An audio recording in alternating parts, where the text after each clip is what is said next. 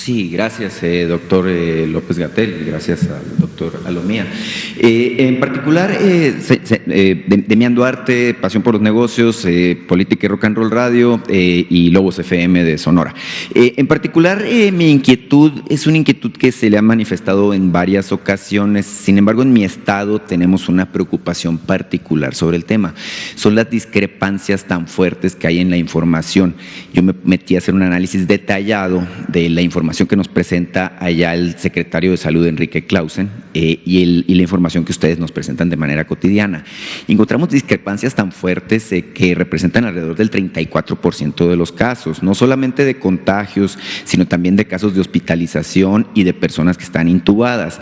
Casualmente, hoy la Secretaría de Salud de mi estado presenta un informe un poco más detallado en donde habla de casos activos, de personas hospitalizadas y de cuadros graves con intubación invasiva. Quiero creer que es porque el doctor Clausen también escucha las inquietudes que nosotros planteamos como periodistas. Sin embargo, yo le traigo el tema aquí porque nos interesa una explicación a detalle y sobre todo entender qué se puede hacer para que no haya estas discrepancias. Me explico, la inquietud tiene que ver con lo siguiente. En mi ciudad, Hermosillo, la alcaldesa tomó la decisión de limitar el tránsito vehicular de 6 de la tarde a 6 de la mañana. ¿Sí? Y resulta que nos emiten una especie de salvoconductos para que podamos circular.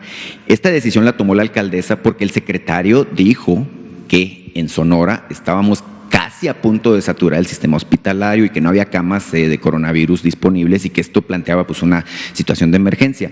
Yo sé que el doctor Alomía conoce muy bien el sistema de salud de mi estado, él trabajaba allá. Además, y bueno, sabemos que se ha hecho un esfuerzo extraordinario para dotar de camas, antes no había, ahora ya hay 984 según la información de que dispongo.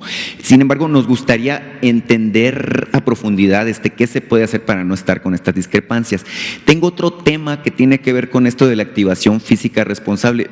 Yo voy a estar aquí hasta el miércoles, ojalá tenga la oportunidad de platicarlo el tema, pero me interesa mucho su opinión, doctor. Cómo no, muchas gracias.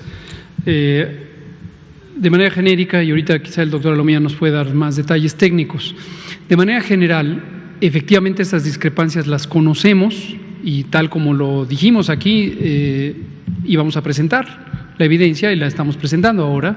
Habrá notado que agregamos a la gráfica de casos confirmados la columna amarilla de los casos que aún están sospechosos. En cualquier sistema de vigilancia epidemiológica del mundo, no es inusual que exista un retraso de algunos días en el proceso de notificación hasta la oficina central, aún sistemas de vigilancia epidemiológica muy tecnificados, que tienen terminales de cómputo donde se cargan en plataformas, igual que lo tenemos en México. Pero, desde luego, entre la ocurrencia de un evento, por ejemplo, el reconocimiento de un caso o una lamentable defunción, y que el dato finalmente quede integrado en una plataforma, ocurren múltiples eventos o múltiples transacciones que llevan sus propios tiempos. Esta tarde me hacían una entrevista en radio y comentaba precisamente esto.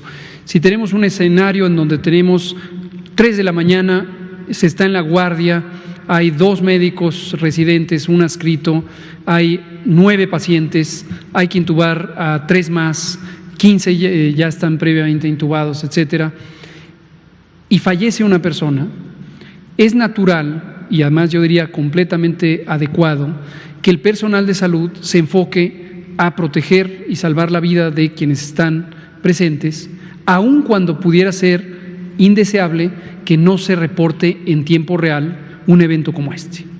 Quizá a la mañana siguiente ya va a haber personal que no esté en la guardia, sino sea personal adscrito con turnos completos, y entonces empieza el proceso de notificación y luego hay que también tener la toma de la muestra, el procesamiento de laboratorio. Eso puede tardar 2 a 3 días. Cuando hay una gran demanda, obviamente las máquinas que realizan el diagnóstico se saturan y empieza a desplazarse, etcétera, etcétera.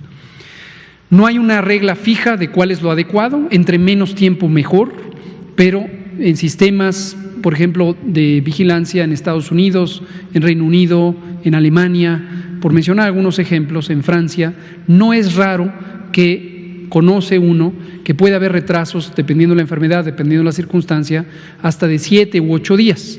Por esa razón, lo hemos dicho aquí, las curvas epidémicas nunca consideramos informativo los días más recientes y quitamos la última semana, a veces se quitan 2 semanas completas. Entonces, esta es parte de la explicación y desde luego lo que hay que hacer es seguir buscando los mecanismos de reforzar la capacidad humana, es decir, la cantidad de personal, crecer los laboratorios de salud pública para que tengan más máquinas que realizan el diagnóstico, etcétera, ¿no?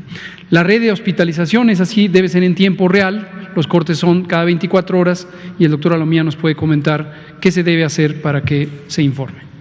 De hecho, de seguro no está muy alejada de la situación real, porque de hecho si revisamos los gráficos que acabamos de presentar de disponibilidad y sobre todo de ocupación hospitalaria, Sonora en el caso de camas generales está en el 4º lugar y en el caso de camas críticas está en el 3º, es decir, es un estado que a diferencia…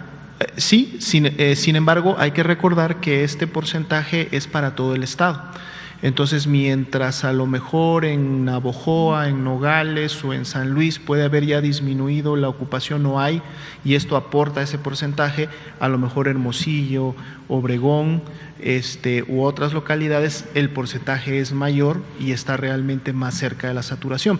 El dato se tiene, lógicamente no lo podemos desagregar a ese nivel en una presentación nacional, pero sobre todo es de importancia para la operación local ver a nivel de su localidad, o sea, ya de la ciudad, cómo se encuentra este porcentaje. Entonces habría que ver específicamente cuando el secretario de Salud se refiere a que pueden ya estar a un nivel muy alto de saturación, se está refiriendo precisamente a algunas localidades del estado que efectivamente sí pueden estarlo.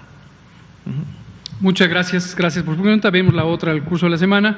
Son las 20:02. Aquí terminamos.